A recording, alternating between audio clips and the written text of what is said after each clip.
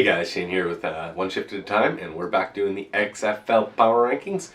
This is going to be episode 6 as we head into the 8th week, 7 weeks in the book already, 3 weeks left until playoffs, and we have one team already eliminated. We can have a second real quick. Let's start off with number 8. We have the San Antonio Brahmas. Finally, that last spot has been changed. It's not the Guardians, and unfortunately for the Brahmas, losing to the Vegas Vipers this week, 26-12, and they look bad doing it. It was not a good game. They're now definitely one of the worst teams, even though they have a 4-2 record. They do take on the Roughnecks Sunday. The Roughnecks are also a team that's struggling, so hey, maybe they can turn it around. They're definitely not out of it yet, even with their record, so let's see how they do. Number 7 is the Orlando Guardians. They're 1-6. They're finally getting off that W, and they got that win over, at the time, the best team in the league, the DC Defenders. So honestly, that was an amazing game. There was no defense for either team. It was just go, go, go, but they did take them down, and that is another good chance, like we talked about, as they did take on the Arlington Renagades on Sunday with a chance to string a couple together. The Renegades are losing 2 in a row right now too. So number 6, it is the Houston Roughnecks, 4-3 and losers of 3 straight.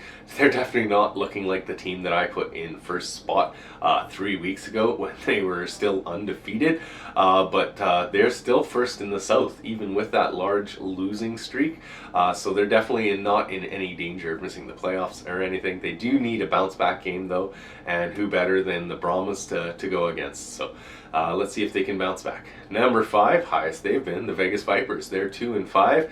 And yeah, as I said, this is definitely the best they've done. They've actually got 2 wins out of their last 3 games, and maybe they're turning a corner here. It is the important time, as we said, as we head to the playoffs. This is when you want to get hot. Unfortunately for them, they are the only team in the North without 5 wins, and that means they are the first team eliminated from contention. So they're just playing for next year at this time. If they can build some momentum heading into the off season, let's see. They do take on the Battlehawks this week, so that's going to be a tough one. Number 4 is the Arlington Renegades, 3-4, and they've lost 2 in a row, but they do actually move up a spot just because of the drop of the Roughnecks. Unfortunately, there's not a lot of teams, so when a team does go down, even when you're losing 2 in a row, it does bump you up. They did get beat this week by the Seadragons. It was 24-15, and they could eliminate the Guardians this week, as we talked about, and I could see them winning. So unfortunately for the Guardians, let's hope that they can prove me wrong. Number 3, it is the St. Louis Battlehawks. They're 5-2, winners of 2 in a row, and they're heating up at the right time as well. They head into the final 3 weeks with honestly 2 kind of easier games and 1 tougher game against the seadragons there. They do start it off against the Vipers, and honestly, I do see them winning that. So it's going to be nice to see playoff football in St. Louis again. Number 2 is the DC Defenders, 6-1, and they do drop out of first spot. They may not have dropped out of first spot if it was just like a kind of regular loss, but they did lose to the worst team in the league, and honestly, it's not going to get any easier as they do take on the current best team in the league this week in the Sea Dragons. Must watch football. Number 1, it is the Seattle Sea Dragons. They're 5-2, and they're still rolling on this 5-game winning streak. They lost the first 2 and then just unbeaten since then. They've come all the way up from 6th place, where I had them in that first week's power ranking.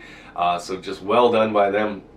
And as I said, this is going to be a huge test this week, and a game that I'm definitely going to be watching as the 2 best teams in the XFL square off. We got the DC Defenders and Sea Dragons. That's going to be great on Sunday night. Hope you guys enjoyed. Let me know in the comments below what you guys think of the XFL season, where your teams are. Give this thing a like, share this thing around, and if you're not already subscribed, I'd love to have you. Thanks again. We'll see you guys in the next episode.